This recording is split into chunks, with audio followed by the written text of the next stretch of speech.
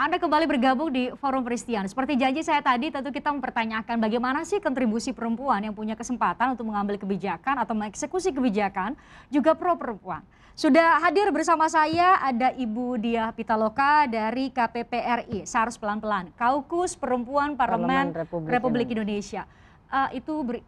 Anggotanya adalah anggota DPR RI dan DPD. Dan DPD, perempuan. Di samping Bu Diah Pitaloka ada Ibu Sri Puguh Budi Utami. Ya, Mbak. Selamat Ketua sore. Paguyuban Pimpinan Tinggi Perempuan Indonesia. Itu adalah paguyuban yang anggotanya adalah para eselon 1 antar kementerian lembaga dan sekretaris daerah provinsi. Oke. Saya mau tanya soal konteks kebijakan publik tadi, perempuan dan kebijakan publik. Tapi tentu sangat menarik. Satu hal yang sangat menarik adalah perjalanan dari dua ibu yang ada di hadapan saya. Jadi anggota DPR itu kan harus kampanye, harus punya track record. Ibu mungkin menghabiskan banyak waktu di kantor untuk bisa melayani kami publik. Ibu Utami ini dulu adalah Dirjen Pemasyarakatan Perempuan pertama. Itu luar biasa, keliling-keliling ke lapas-lapas. Ibu Utami dulu. Ibu Utami cerita dong bagaimana kemudian bisa sampai ke titik ini. Apa yang Ibu bisa ceritakan kepada banyak perempuan yang mungkin bermimpi, aduh saya juga mau jadi eselon 1 mungkin bagi para ASN yang sedang menonton. Ya, waktu itu hanya yakin saja apa yang saya yakini bahwa lahir dengan potensi optimal. Tuhan memberikan kepada kita dengan segala kesempurnaannya, dan pada waktu saya lahir pasti saya adalah pemenang dari sekian sperma yang membuahi ovum itu. Nah, oleh karenanya bagaimana saya bisa mengoptimalkan kemampuan saya, yakin bahwa saya bisa menggapai mimpi yang ada di kepala saya, walaupun pada waktu itu saya tidak pernah bermimpi menjadi Direktur Jenderal Pemasyarakatan, karena waktu kecil cita-cita saya sebenarnya menjadi bidan. Tapi entah bagaimana Tuhan menakdirkan saya untuk bergabung bersama teman-teman yang lainnya, bekerja di area yang sangat saya nggak sebut sebenarnya lebih kepada sangat maskulin begitu? Maskulin, betul, sangat maskulin, dan bersyukur saya diberi kesempatan oleh pimpinan untuk sampai ke Direktur Jenderal Pemasyarakatan. Tapi pernahkah Ibu merasa inferior, merasa tidak percaya diri, aduh saya bisa tidak ya bersaing dengan ASN lain untuk sampai di titik ini? Perasaan itu pasti ada, tapi karena pada waktu kita belajar di bangku kuliah, merasa punya kelebihan, jadi itu yang mendorong saya yakin suatu hari saya pasti bisa mencapai puncak karir di pemasyarakatan. Dan saya kebetulan kuliah di Akademi Ilmu Pemasyarakatan, dan saya melihat di sini saya mengabdi karena di sini banyak hal yang bisa menjadikan kita sebagai manusia mulia gitu, mengantarkan para warga binaan pemasyarakatan menjadi manusia yang sadar akan kesalahannya, syukur-syukur menjadi lebih baik lagi. Jadi saya melihat peluang itu, akhirnya dengan segala daya upaya bekerja optimal, kemudian mendedikasikan diri, ya pastinya karena saya seorang istri, izin kepada suami saya, karena saya seorang ibu juga harus tanggung jawab bisa kepada anak-anak ya, membagi waktu untuk anak-anak itu. Ibu Utami ini sekarang adalah Kepala Badan Litbang-Kumham yang banyak sekali kemudian mengubah wajah. Kalau saya persepsinya, Balitbang itu kan penelitian-penelitian yang dikumpulkan, kemudian mungkin tidak dibaca. Tapi Bu Utami banyak sekali terobosan yang dilakukan, termasuk dengan melakukan webinar rutin untuk membuat hasil penelitian itu bisa diikuti, bisa diterima oleh lebih banyak orang lagi. Ke Ibu Diah nih, Ibu Diah terjun ke dunia politik. Biasanya jangankan perempuan ya, mungkin banyak remaja seumuran saya tanya mau masuk ke politik, aduh enggak deh, itu dunia yang sangat keras, banyak persaingan, banyak alasannya. Bu Dia kenapa bisa memilih untuk ya saya mengabdikan diri sebagai wakil rakyat? Saya suka politik, Mbak. Suka? Karena di situ dia seperti ruang belajar yang nggak ada habisnya gitu.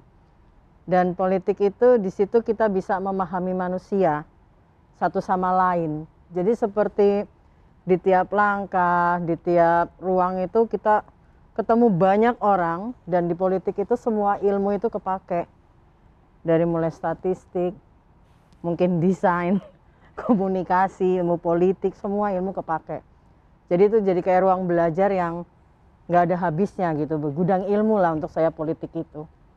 Waktu itu memutuskan untuk ya saya ikut kontestasi, saya ikut pemilu, apa yang memicu waktu itu, apa yang memotivasi waktu itu? Saya memang mulai langkah saya dari mengorganisir perempuan kepala keluarga di kampung-kampung. Lalu di satu titik saya sadar bahwa perempuan memang harus punya semangat atau punya langkah untuk ada di posisi pengambil kebijakan. Dan itu kita kayak di desa gitu ya, saya lihat ibu-ibu disuruh ngedata gitu, tapi dia tidak decision maker gitu. Dan saya pikir kenapa gitu, kenapa sih kok perempuan seperti di banyak ruang jadi pelengkap gitu ya, walaupun ada di ruang yang seharusnya dia bisa mengambil keputusan. Nah mungkin ini karena budaya gitu ya, atau juga karena lebih banyak kalau bicara misalnya di forum desa itu laki-laki gitu. Dan saya kemudian memutuskan, wah ini kayaknya saya ingin ada di satu proses pengambilan kebijakan, dan itu memang kemudian adalah ruang politik karena ini bicara untuk banyak orang.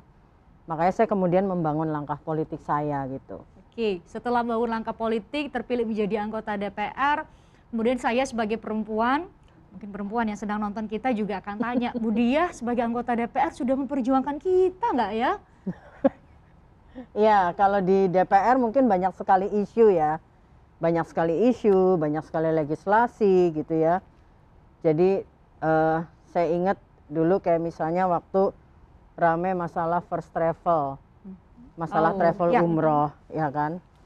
Lalu juga bicara sekarang yang lagi rame penghapusan kekerasan seksual, RUU penghapusan kekerasan seksual, atau juga bagaimana kontribusi perempuan di dalam undang-undang pemilu, atau bagaimana sempat juga di Komisi 2 bicara tentang aparatur sipil negara, bagaimana ya honorer yang sampai sekarang mungkin juga masih banyak problemnya gitu ya. Tapi DPR itu banyak sekali kebijakan, kalau bicara banyak sekali perjuangan gitu, di mana kita bisa memberikan argumentasi, masukan gitu ya. Dan ya disitulah gitu ruang kita untuk berkontribusi, support ataupun menggagas gitu ya, satu hal yang kemudian outputnya adalah kebijakan atau keputusan-keputusan di ruang politik. Dan diharapkan itu bisa dirasakan oleh manfaatnya oleh rakyat. Ibu Utami statusnya adalah pelayan publik.